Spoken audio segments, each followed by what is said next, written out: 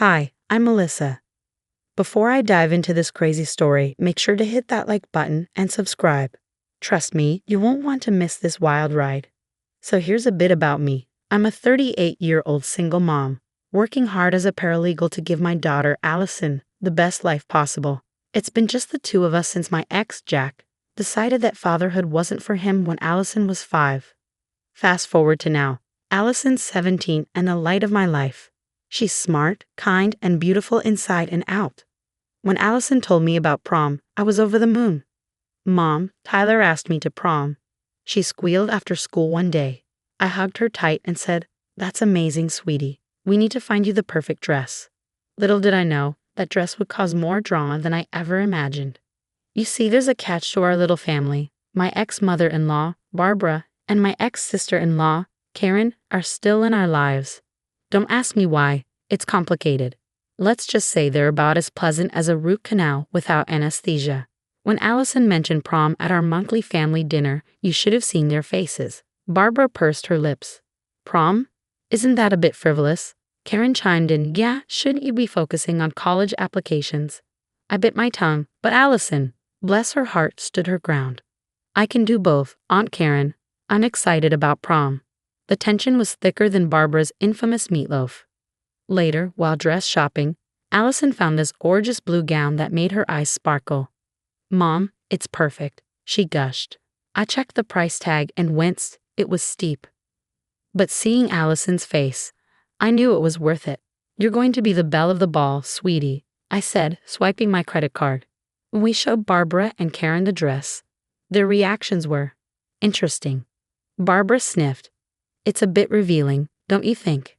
Karen added, "And that color. It's not really your best, Allison." I saw Allison's face fall and felt my blood boil. "I think she looks beautiful," I said firmly. Over the next few weeks, Allison was all about prom prep. She and her friends were constantly chatting about corsages, limos, and after parties. But every time Barbara or Karen were around, they'd make these little digs. "You're not wearing heels, are you? You'll tower over poor Tyler," Karen would say. Or Barbara would chime in with, "I hope you're not planning on staying out too late. It's not ladylike." I tried to shield Allison from their negativity, but I could see it was getting to her. The night before prom, Allison was a bundle of nerves and excitement. We were doing last-minute prep. Nails, hair, the works. "Mom, what if something goes wrong?" Allison fretted. I squeezed her hand. "Nothing's going to go wrong. Tomorrow's going to be perfect." As I hung up Allison's dress, making sure it was wrinkle-free for tomorrow, I had no idea of the storm that was about to hit. Sometimes the people you think you can trust are the ones you should watch out for the most. I had to run to the store for some last-minute items. Hairspray, bobby pins, you know the drill. Barbara and Karen offered to come over and help Allison with some final preparations. "That's so nice of you," I said, surprised by their sudden enthusiasm. As I left, I saw them heading upstairs with Allison. I should have trusted my gut feeling that something was off, but I pushed it aside, wanting to believe they were finally coming around. Little did I know, that decision would lead to a night I'd never forget, and not in a good way. I rushed back from the store, excited to surprise Allison with her favorite snacks for our prom prep night. As I pulled into the driveway, I noticed Barbara and Karen's cars were still there. Weird, I thought they'd be gone by now. I quietly entered the house, hearing hushed voices, and was that the sound of scissors. My heart started racing as I crept up the stairs. Nothing could have prepared me for what I saw when I pushed open Allison's bedroom door. There, in the middle of the room, stood Barbara and Karen, scissors in hand, surrounded by blue fabric scraps. My daughter's beautiful prom dress lay in ruins on the bed. "What the hell are you doing?" I screamed, dropping the shopping bags. Barbara and Karen whirled around, faces pale. "Melissa, we were just..." Karen stammered. "Just what?" "Destroying my daughter's dress? Have you lost your minds?" I was shaking with rage. Barbara stepped forward, chin raised defiantly. "We're doing what's best for Allison. That dress was inappropriate." "Inappropriate? It's a prom dress, not a stripper outfit." I couldn't believe what I was hearing. Karen chimed in. "We were just trying to protect her reputation. You wouldn't understand." Suddenly, memories flooded back. The snide comments about my parenting, the accidental spills on Allison's favorite clothes, the times they'd conveniently forgotten to pick her up from school. It all made sense now. You've always been jealous, I realized aloud. You can't stand to see Allison happy. Barbara scoffed. Don't be ridiculous. We love Allison. Love? This isn't love. This is control and manipulation. I shot back. Just then, I heard a gasp from the doorway. Allison stood there, eyes wide with horror as she took in the scene. My dress, she whispered, tears welling up. I rushed to her side, pulling her into a hug. Oh, sweetie, I'm so sorry. Allison broke down, sobbing. Why would they do this? Grandma, Aunt Karen, how could you? Barbara had the audacity to look offended. We were trying to help, dear. That dress was much too revealing. Get out, I growled, my voice low and dangerous. Get out of my house right now. Karen tried to protest, but we were just. Out, I roared, pointing to the door. As they scurried out, I turned my attention back to Allison, who was still crying. What am I going to do, Mom? Prom's tomorrow, and my dress is ruined. I held her tight, my mind racing. How was I going to fix this? The dress shops would all be closed by now. We'll figure something out, sweetie, I promise, I said, trying to sound more confident than I felt. As I comforted my heartbroken daughter, I knew one thing for certain. Barbara and Karen weren't going to get away with this. They'd finally gone too far, and it was time they faced the consequences of their actions. But first things first, I had a prom dress to magically produce in less than 24 hours. Talk about a mother's worst nightmare. As Allison finally drifted off to sleep, exhausted from crying, I sat at the kitchen table, my mind racing. This wasn't just about a ruined dress anymore. It was about years of manipulation and cruelty. I picked up my phone and dialed Jack, my ex. We need to talk. It's about Allison. 30 minutes later, Jack was at my door, looking concerned. What's going on, Melissa? I filled him in on everything, and his face grew darker with each word. I can't believe my own mother and sister would do this, he said, shaking his head. Believe it. And it's not just this. Remember when Allison didn't get invited to Karen's kids' birthday parties? Or when Barbara accidentally spilled wine on her graduation dress? Jack's eyes widened. You think those were intentional?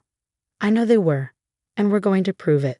We spent the next few hours calling friends and family, piecing together a pattern of Barbara and Karen's behavior. The stories came pouring in. My friend Lisa chimed in. Remember when Barbara told everyone Allison cheated on that math test? I knew that wasn't true. Jack's cousin Tom added. Karen once told me Allison was spreading rumors about my daughter. I should have known better than to believe her. By morning, we had a list of incidents spanning years.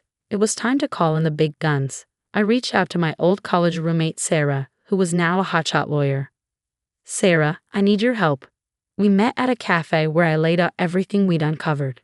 Sarah whistled low. This is some serious stuff, Melissa. We're talking harassment, defamation, maybe even destruction of property with the dress incident. What can we do? I asked. Well, legally we could pursue charges, but given its family, there might be a better way to handle this. That's when the idea hit me. The annual family reunion was coming up in 2 weeks. Everyone would be there. Sarah, what if we expose them in front of the whole family? A slow smile spread across Sarah's face. Now that's an idea I can get behind. Let's plan this out. Over the next few days, while helping Allison prepare for prom, thank God for 24-hour tailors and my emergency credit card, we put our plan into motion. We gathered photos, screenshots of texts, and even security camera footage from my house showing Barbara and Karen with the destroyed dress. Jack reached out to extended family members, subtly ensuring everyone would attend the reunion. Lisa helped us create a slideshow of evidence, while Tom offered to be our tech guy at the reunion. We need to make sure they can't wiggle out of this, I said during one of our planning sessions. Sarah nodded. I've drafted a statement detailing their actions. We'll distribute it to everyone after the presentation. As the day approached, I felt a mix of nervousness and determination.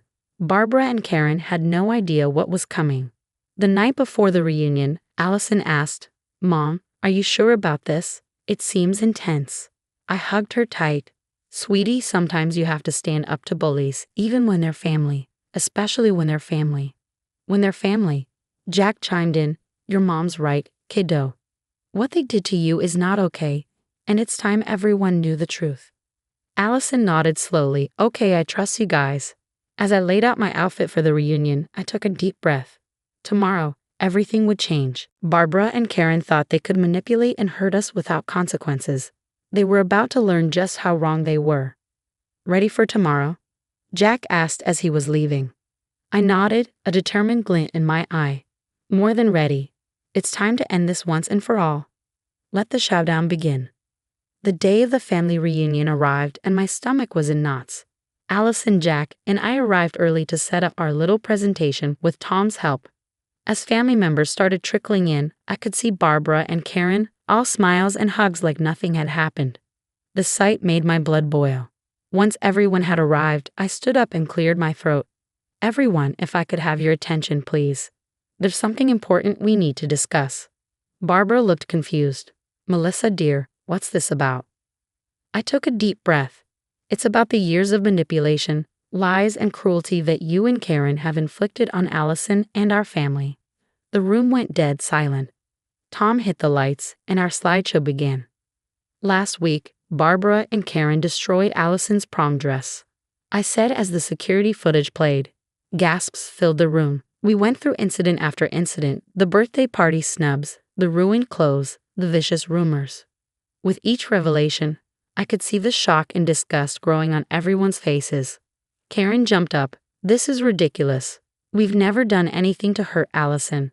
But her protest fell flat as more family members started speaking up. Cousin Rachel chimed in. So that's why you told me Allison couldn't make it to my wedding. You said she was sick. Uncle Steve added. And the time you said Allison was talking bad about my son. That was a lie too. Barbara and Karen's faces were pale, their eyes darting around the room, looking for allies. They found none. Sarah stepped forward, her lawyer mode in full swing. What you've done constitutes harassment and defamation, not to mention the destruction of property. We have grounds for legal action. Barbara scoffed. You wouldn't dare. We're family. I locked eyes with her. Family doesn't do what you've done. You've left us no choice. The fallout was immediate. Other family members started sharing their own stories of Barbara and Karen's manipulations. It was like a dam had broken. In the end, we didn't need to press charges. The family decided on their own to cut Barbara and Karen out. No more invitations, no more contact. Allison's prom night was a triumph. In her new dress, even more beautiful than the first, she was radiant. Mom, she said as she was leaving, thank you for everything. I hugged her tight, fighting back tears. Always, sweetie. I'll always have your back. Later that night, as I reflected on everything that had happened, I realized something important. Standing up to toxic people, even family, isn't easy. But it's necessary, for ourselves and for the people we love. And that's the end of Melissa and Allison's story. Now, I've got a question for you. Was Melissa justified in exposing Barbara and Karen's behavior to the entire family, or should she have handled the situation more privately? Is public confrontation ever the right approach when dealing with toxic family members? Share your thoughts in the comments below. Your perspective could help others facing similar family conflicts. If this story resonated with you and you want to hear more like it, hit that like button and subscribe to our channel. Your support helps us bring more of these real-life dramas to light. Thanks for watching, and we'll see you in the next video.